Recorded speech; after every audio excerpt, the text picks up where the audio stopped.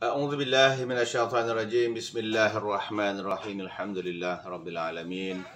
Wassalatu wassalamu ala sayyidina Muhammad wa ala alihi wa sahbihi ajma'in. Rabbi shrah li sadri wa yassir li amri wa hlul 'uqdatam min lisani yafqahu qawli. Rabbi zidna ilman warzuqna fahman. Assalamualaikum. Salam sejahtera bersama dengan saya Susailin Lajimin dalam tazkirah, dalam persoalan dan perempuan berkaitan dengan adab dan akhlak seorang Islam.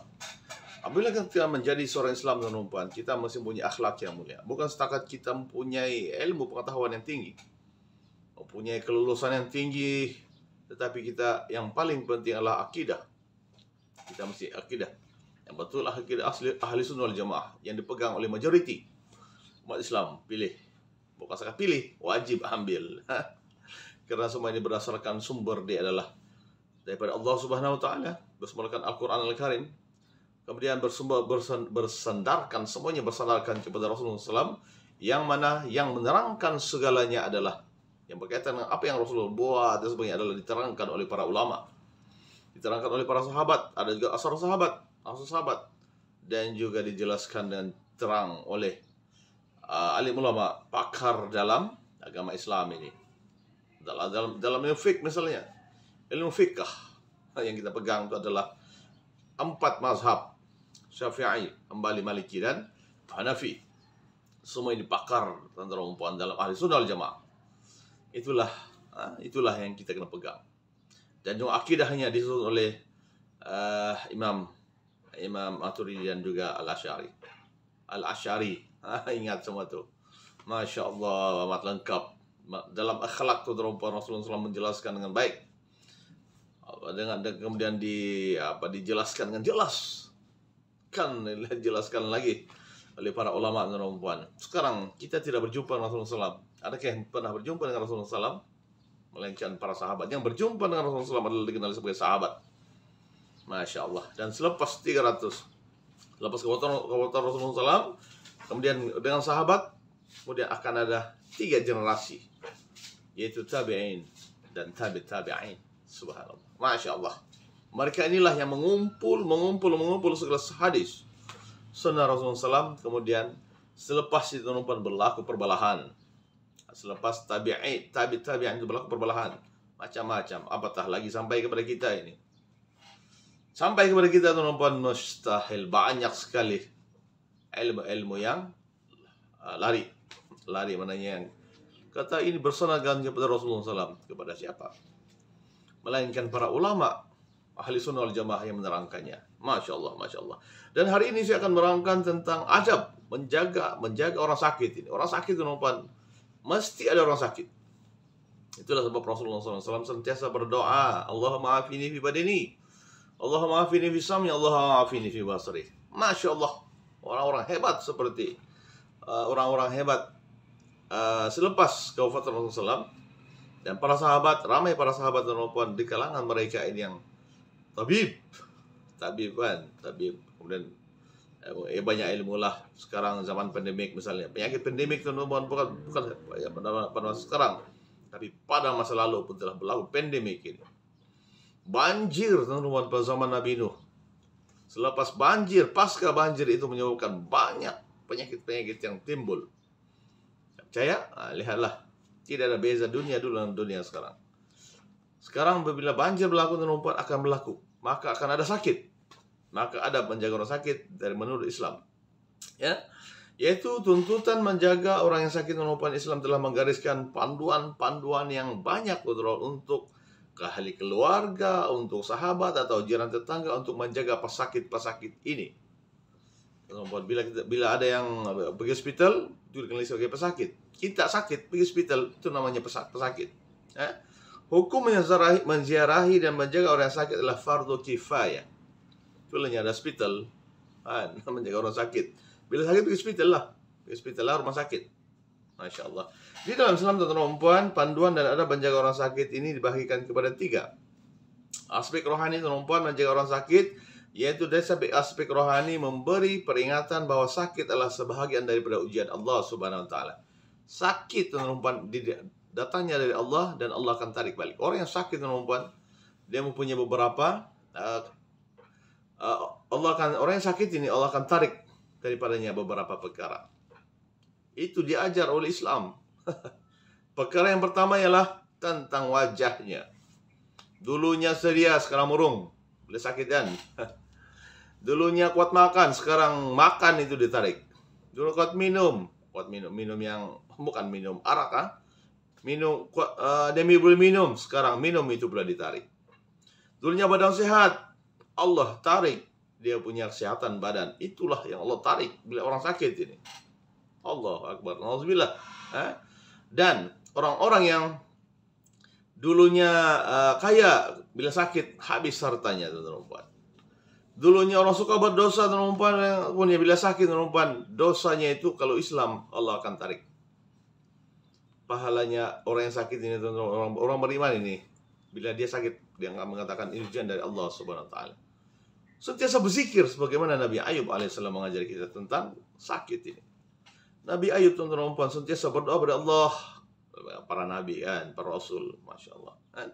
Dan juga mengingatkan para pesakit tentang sholat fardu. Begitu, sholat, ikut keadaan lah. Kemudian membantu pesakit telah menjalankan kewajiban seperti mengambil wudhu kita. Dia wudhu, ambil wudhu, cedera parah dia punya tangan. Coba ambil wudhu, tayamum. Kalau di sekolah sekarang diajar tentang tayamum, satu-satu, ajar tayamum. Allah yang bukan ustaz pun tahu tuh, sebab dulu diajar juga kan. Mengingatkan pesakit supaya mengingati Allah Subhanahu wa taala. Ingatlah pada. Macam mana ingat Allah Subhanahu wa taala? Baca Quran. Baca Al-Quran. Orang yang sakit dan umpan ditarik. Bila dia sehat, Allah akan kembalikan semuanya, melainkan dosanya. Bayangkan saja, Allah akan tarik, Allah akan kembalikan. Bila dia sehat, Allah akan kembalikan wajah yang ceria, badan yang dulu susut jadi besar balik. Makanya Allah bagi, dan dosanya Allah tidak akan kembalikan kepadanya orang yang sakit itu. Masya Allah, hebatnya Allah, anugerah kita. Aspek rohani itu, aspek emosi. Orang yang sakit itu emosi ya. Perlukan motivasi nih orang-orang yang sakit ini ya. Yaitu orang yang sakit, kita adalah menggunakan tutur kata dan bahasa yang lemah lembut kepada orang yang sakit. Orang yang sakit itu jangan kita kasar-kasar. Dalam Islam tidak boleh itu main kasar-kasar, cakap tuh. Islam menegur itu. Tidak baik itu. Orang sakit itu boleh sakit ya. Dicakap yang tidak bagus, nanti lagi sakit ya. Masya Allah. Memahami keperitan menanggung kesakitan. Dan perempuan itu, orang yang sakit perempuan. Kalau sakit gigi, siapa yang pernah sakit gigi sini? Ini depan saya ini. Masya Allah, sakit gigi perempuan, masya Allah, macam sakit lah. Orang karena sunat, ada yang mudah-mudahan kita kena sunat, bukan karena jarum tuh, nangis keluar mata, kejap dia kata dokter. Yang itu perempuan sakit yang berpanjangan, menanggung sakit, amat perit itu menanggung sakit. Yang ketiga adalah kita layan pesakit dengan mesra dan menunjukkan muka yang manis. Yang sehat ini mendoakanlah, doakan emosi, mesti muka yang manis. Masya Allah. Di hospital mana ada nurse yang garang-garang, tidak kan? Padahal tuan-tuan, nurse itu yang akan tukar segala. Kalian tua-tua nih kan, yang hospital ini kebanyakan tua kan, dia tarik, dia tukar sama tuh lampin-lampin. Kalau ada lampin lah, masya Allah. Sabar mendengar rungutan dan tingkah laku pesakit. Bayangkanlah nurse sama itu perempuan, masya Allah, rungutan leg saya jurangkan. Tapi siapa tahu di hati perempuan, masya Allah. Menjaga orang sakit dalam Islam, menjaga orang sakit itu tuan-tuan perempuan juga kita lihat dari aspek fisikal, muscle, kan besar muscle kan. Kalau kurus keriting menjaga orang sakit, susah juga kan. Yaitu memastikan pesakit bersih, tubuh badan, pakaian dan tempat. Itulah yang dibuat di hospital. Hospital lain, pergi hospital perempuan. Kalau pergi hospital swasta dia punya bayaran lagi mahal. Kalau pergi hospital kerajaan mungkin murah sedikit lah, boleh tanggung oleh kerajaan. Jadi perempuan kalau mau yang first class, pergilah swasta. Itulah Islam menggalakkan umatnya supaya kaya. Kaya teman-teman, carilah harta, cari harta. Orang-orang tua nih, dia ada masa. Dia ada masa. Dia ada harta, tapi ingat, dia tidak sehat. Orang-orang tua ini, orang budak-budak ini, ataupun orang-orang muda ini, dia ada masa. dia ada apa lagi? Dia ada tenaga kuat, tapi dia tidak ada harta. Orang-orang muda ini. Masya Allah, kan itu orang tuaan, orang-orang dewasa yang sudah ada kerja ini, dia tidak masa, no time. Ada harta dan ada tenaga. Masya Allah. Dan dalam Islam perempuan juga mengatakan bahwa orang yang, kalau kita hendak menjaga orang sakit ini, adab dia adalah menghantar pesakit ke tempat rawatan yang sesuai. Hantar pesakit di tempat rawatan yang sesuai, bukannya menghantar pesakit di tempat yang tidak sesuai. Di dalam Islam perempuan kita amat hantar pesakit kepada, pertamanya ada di hospital kan, ada juga rawatan alternatif, yaitu Islam, secara Islam lah. Dalam kita punya badan itu, kalau ikut perbuatan Islam, dalam setiap penyakit itu datang dari Allah SWT. Dan yang akan menyebabkan penyakit kita ini adalah penyakit hati ini.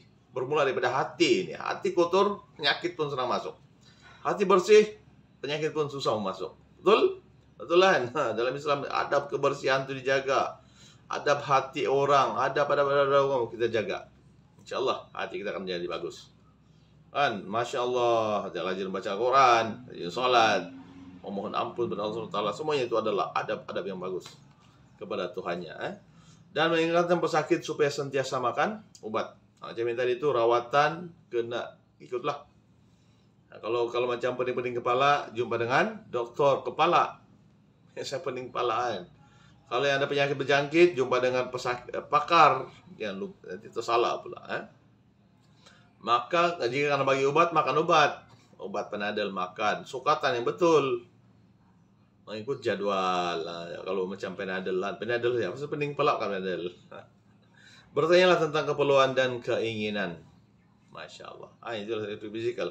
Itulah tuan-tuan yang kita boleh tahu tentang dalam Islam inilah. Itulah panduan menjaga orang yang sakit. Insya Allah. Jadi kita akan siapkan ini bahagian 1. Jumpa lagi bahagian kedua insya Allah. Sekian, masih. Assalamualaikum warahmatullahi wabarakatuh dan jumpa lagi di bahagian 2.